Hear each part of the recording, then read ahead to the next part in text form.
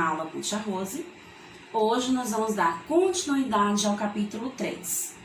Mas sobre qual assunto nós vamos estudar nesse capítulo? Medida de tempo. Na aula passada, nós falamos sobre as formas de se marcar o tempo. Nós falamos sobre os relógios antigos, a clepsidra, falamos sobre o relógio de sol e também falamos, turminha, sobre as formas atuais da gente medir o tempo, que são os relógios analógico e os relógios digital. No relógio analógico, conhecido como relógio de ponteiro, nós aprendemos que o ponteiro menor vai marcar as horas, o ponteiro maior vai marcar os minutos. Também vimos que cada número do relógio analógico, ele marca um determinado minuto. Ele vai aumentando, os números de 5 em 5 minutos. E aqueles tracinhos menores que existe entre um número e outro são os minutos que a gente vai contando de um em um. Vimos também que no relógio digital, para se marcar o tempo, para se fazer a leitura das horas nesse relógio, já se torna mais fácil, porque ele já traz a hora exata que a gente vai ler. Então, ele separa essas horas e esses minutos através de 2 pontinhos. O número que está antes dos 2 pontos indicam as horas. O número que está depois dos pontos indicam os minutos. Além de realizar alguns exercícios para pôr em prática o que nós estudamos. Na aula de hoje, nós vamos dar continuidade a esse estudo. Vamos falar sobre o calendário, que é um outro instrumento importante para se medir o tempo. Através do calendário, a gente pode medir o tempo através do ano, dos meses, dos dias da semana e das datas. Esse calendário nós chamamos de calendário anual, porque nele traz as informações de todos os meses do ano. E quais são os meses do ano? Janeiro é o primeiro mês, em seguida fevereiro, março, abril, maio, junho, julho, agosto, setembro, outubro, novembro e dezembro. É exatamente nessa ordem que os meses vão passando, vão se marcando ali o tempo ao longo de um ano. Mas um outro assunto importante que a gente pode perceber no calendário é que os meses do ano, eles marcam, cada um deles, uma quantidade de dias. Vamos perceber no calendário que vai ter meses que vão ter 30 dias, vai ter meses que vão ter 31 dias e apenas um mês do ano que tem 29 ou 28 dias, que é o caso de fevereiro. Então, esse ano de 2021, fevereiro teve 28 dias. A contagem de 29 dias só ocorre a cada 4 anos. O ano passado, o ano de 2020, fevereiro teve 29 dias. Então, somente daqui a 4 anos, então no ano de 2024, fevereiro, mais uma vez, acrescentará um dia, terá 29. Quais são esses meses que têm 30 ou 31 dias? Basta a gente observar, o último número que aparece em cada mês, para a gente perceber quais deles. Então, nós temos janeiro com 31 dias, março também com 31 dias, maio, julho, agosto, outubro e dezembro. Esses são os meses que são formados por 31 dias. Já o mês de abril, junho, setembro e novembro são formados por 30 dias. Também outra informação importante no calendário são os dias da semana. Então, nele a gente pode perceber que tem o domingo, a segunda, a terça, quarta, quinta, sexta e sábado. Esses são os dias que formam uma semana, ou seja, uma semana tem 7 dias. E um ano, Tia Rose, quantos meses terá um ano? Basta a gente fazer a contagem no calendário. Janeiro é o primeiro mês, segundo fevereiro, março é o terceiro, abril o quarto, quinto é o mês de maio, mês de junho é o sexto, sétimo julho, oitavo agosto, setembro nono, outubro décimo, novembro o 11º, dezembro o 12º. Ou seja, um ano é formado por 12 meses. Então, essas são as informações que a gente pode obter ao analisar, ao fazer a leitura de um calendário.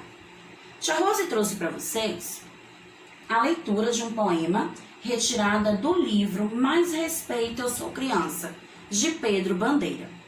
Nesse texto, nesse poema, chamado de 6 vezes 2 dá 12 meses. É um texto de Pedro Bandeira falando sobre a medida do tempo. Ele traz as informações dos meses do ano. Medir o tempo, turma, a humanidade criou diferentes formas de medir o tempo. Hoje nós usamos a medida do tempo através do ano, dos meses, das semanas e de dias, além também das horas e dos minutos. Então são essas informações que a gente vai poder perceber no poema de Pedro Bandeira. Nesse poema, além da gente observar a sequência dos meses, a gente vai ter uma outra informação importante. Nesse trecho, Pedro Bandeira diz assim: é abril que vem chegando, maio vem logo a seguir. Quando junho acabar, o semestre vai partir. Olha que palavra importante. Semestre. Você já ouviu essa palavra? E será que você sabe o que ela significa?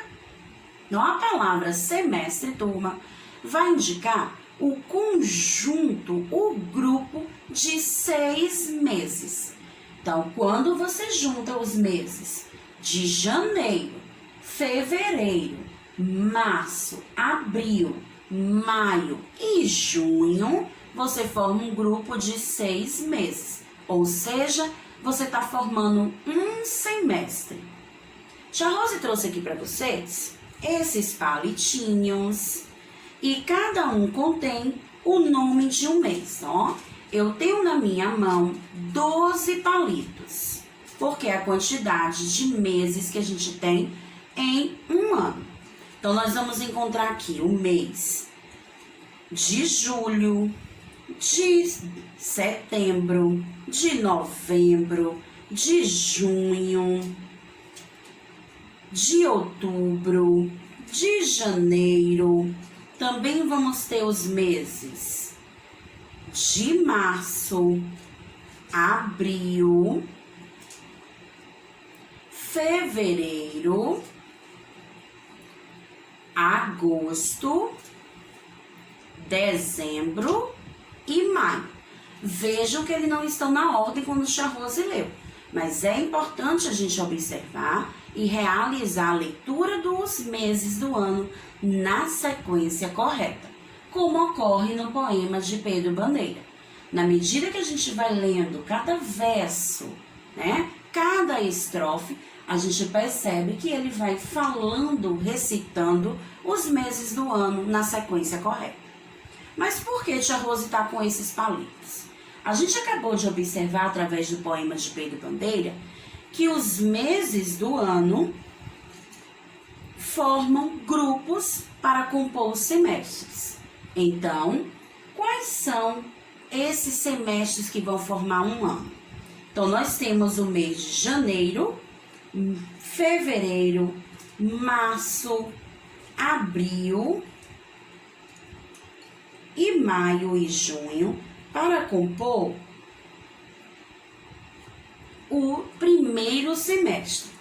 Então, no primeiro semestre, nós vamos ter essa quantidade de palitos para representar os meses do ano.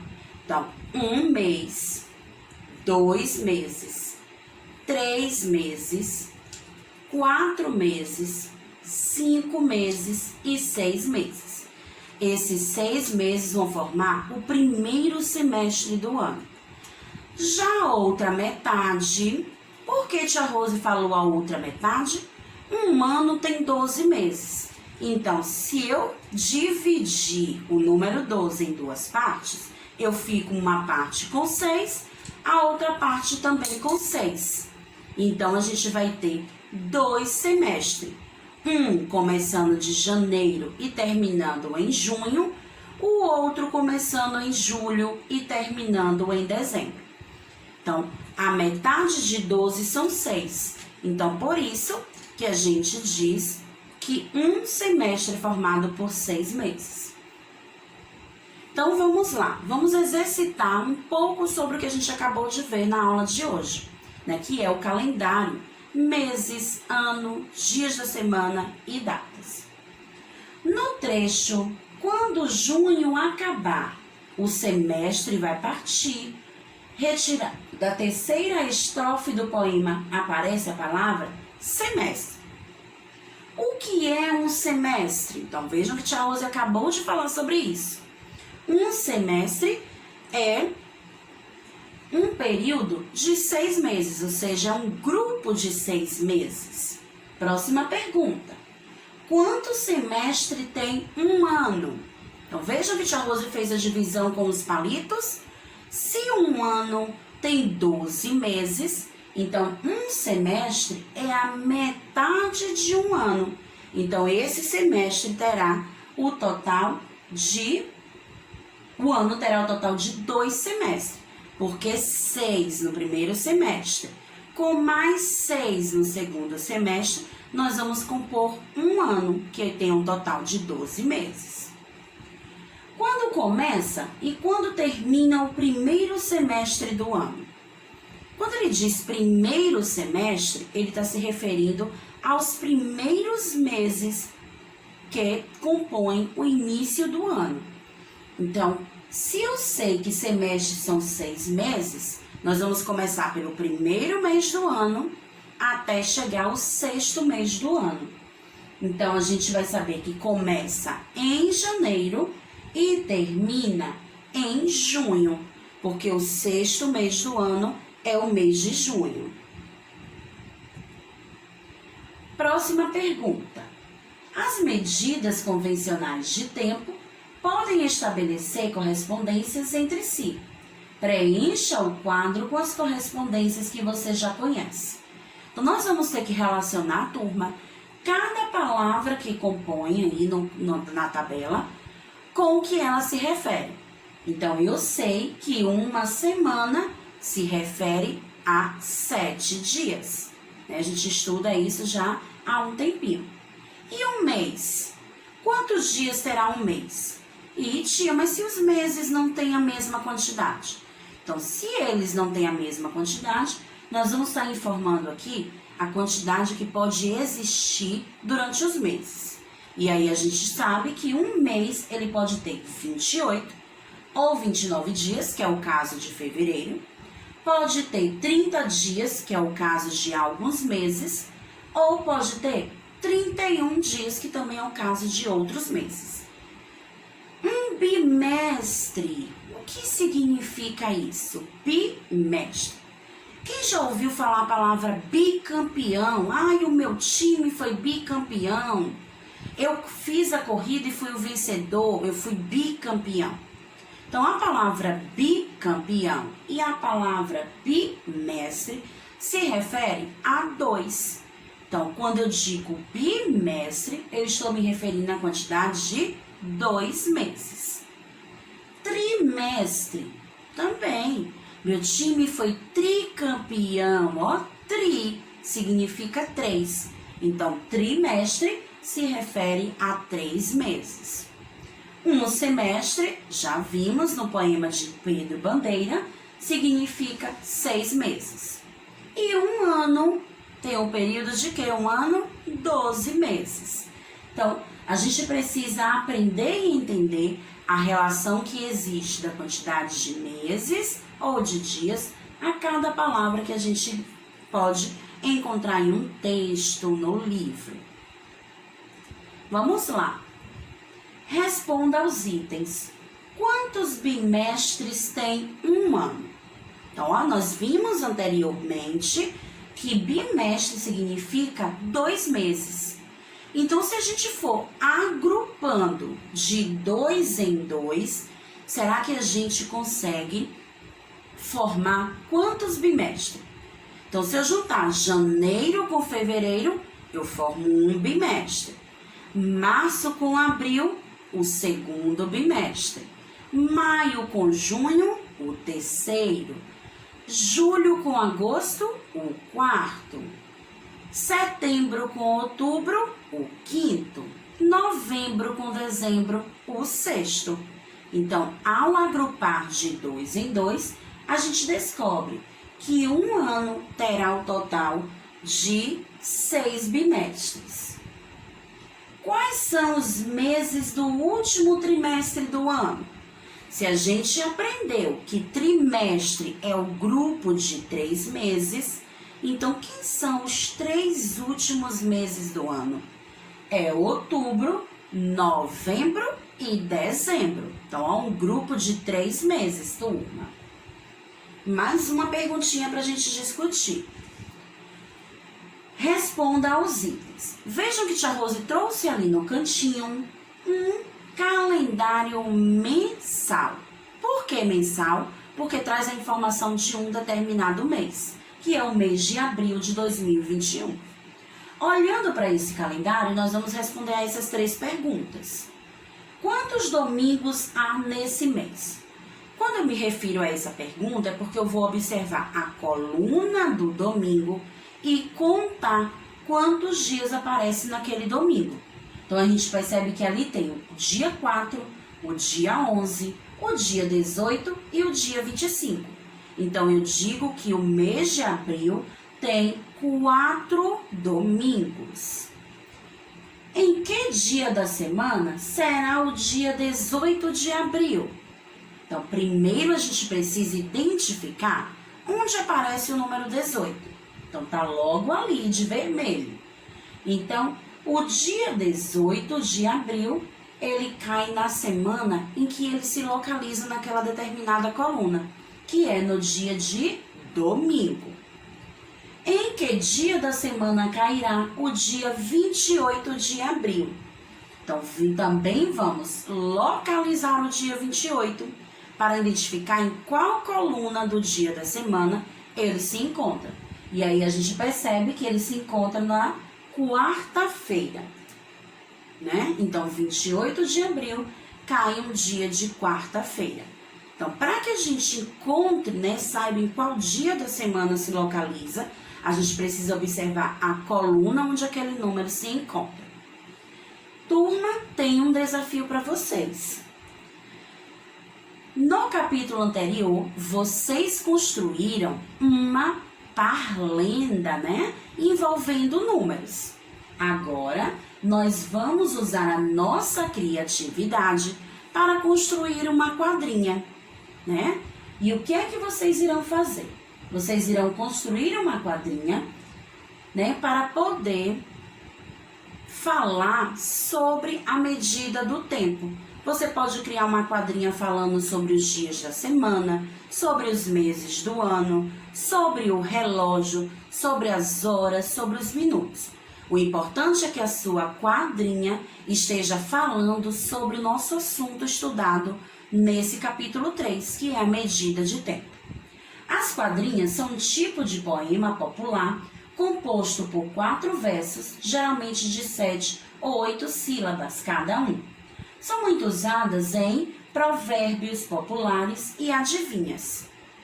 Uma delas ajuda a lembrar quantos dias tem cada um dos meses do ano, que é a quadrinha que a Isa está recitando. Vou ler para vocês.